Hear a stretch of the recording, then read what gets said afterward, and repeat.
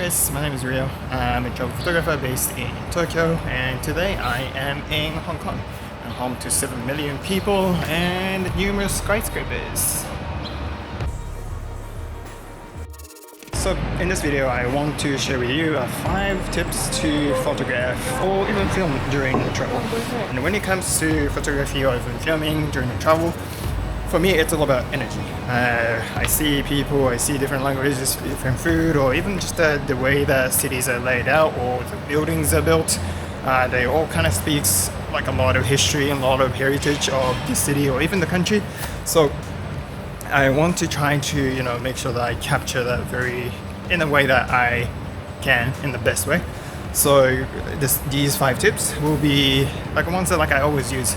So I hope that they're helpful for you and I learned something out of it. And yeah, in this video I'll try to mix the POV style and also just kind of talking to you like this. I'm at the Qilin Nunnery and I think it's a good place to share with you another tip. Since Hong Kong has a lot of skyscrapers, using tall buildings and skyscrapers, buildings, windows and all that as a texture or for your backdrop will make a good image. So for example, yeah, so if you take a picture of these sections, I think the building will make a nice backdrop and it gives a very iconic Hong Kong background with that building with the temple in the foreground, and that would make an interesting photo and then without losing a characteristic of the Hong Kong. Yeah. You can do that in everywhere as well. If you go into the city, you also see skyscrapers and the tall apartments and the buildings, so you can also use that as a background of any subject you're trying to take. This is another spot with good background there, and you see a little bus, and that's with the background of the buildings, and it makes a nice backdrop and it gives a nice texture and a dimension and just scale as well. So next advice is to shoot through things. So instead of just shooting only this subject, you put something in between your subject and your camera. So you give foreground, and that gives more depth and texture into your photo. So for example,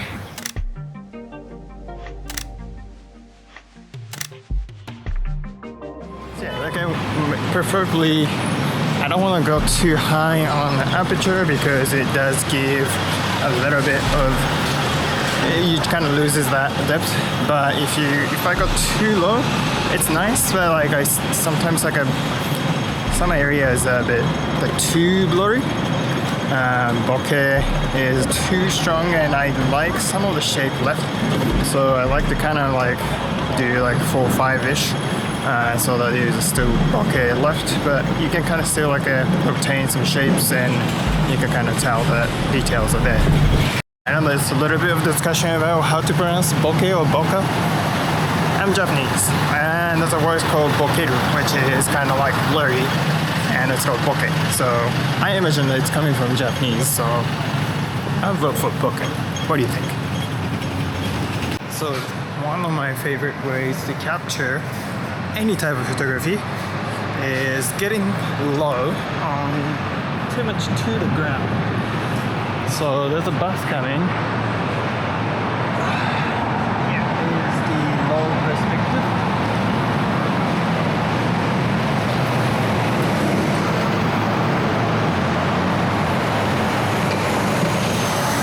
And normal perspective.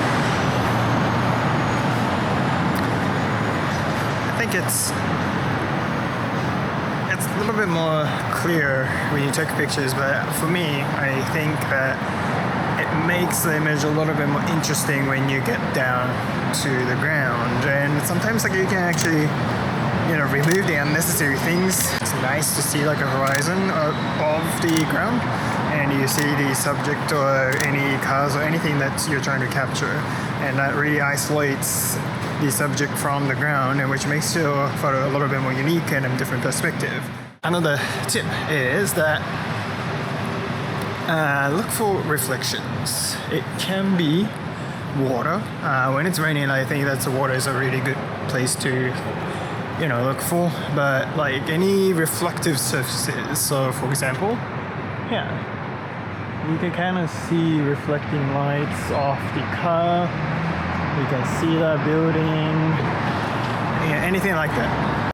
If you can really bring yourself close to or even like place your camera directly against it. If you bring it like that, you can kind of see the reflection that gives like an extra dimensions to it. I think that makes your image a lot more interesting as well. And sometimes if you shoot through glasses, you can actually see like the contour of the somebody else that were walking, or even like things behind it. So that gives like an extra layer to the image that you're capturing, or even the film as well. Sometimes you can capture like something that you need to figure out to understand the image. It grabs your attention and it stops you and make you want to look and observe, and that's a good way of showing the energy of the city. Another tip is to slow down the shutter speed.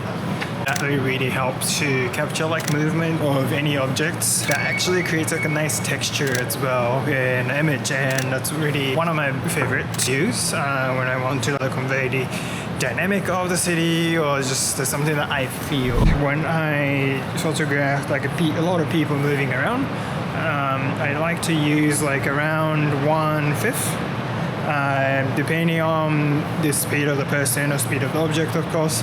That setting, that speed actually kind of captures like the foot is staying still and a little bit more clearer, but the rest of the body is blurry, but you can still see the texture and the shape of the motion and the body as well. So that actually is one of my favorite things to do. And one of the advice for this is that you want to hold your camera tightly to you.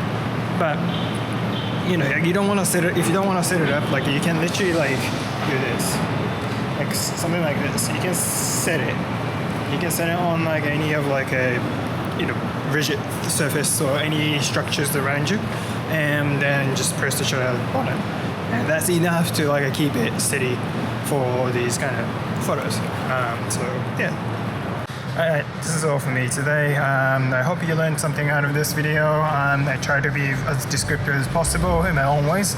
And if you notice, like there may be a similarity in what I was describing with each of the skills that I was sharing, which are basically just giving it perspectives to different perspective image, different dimension, and also adding a texture. And those two things are like something that I really try to practice with my photography, or even like a filming as well, and that makes it a little bit more interesting in my opinion, rather than just snapshots. The way you want to like do that is up to you, and that's your like I think artistic choice. But these three things, like I think that is a very important element in the image or any visual communication and visuals. So yeah, I hope you enjoyed this video, and please let me know what you think, and if you learned something, please let me know what you learned. If you have other like extra things that like do extra tips or suggestions, then please let me know in the comments below as well. I think not just me, but like others might be helpful, find it helpful for as well. So yeah, thank you for watching, and have a good night, have a good day wherever you are, and I'll see you guys on the next video. Bye.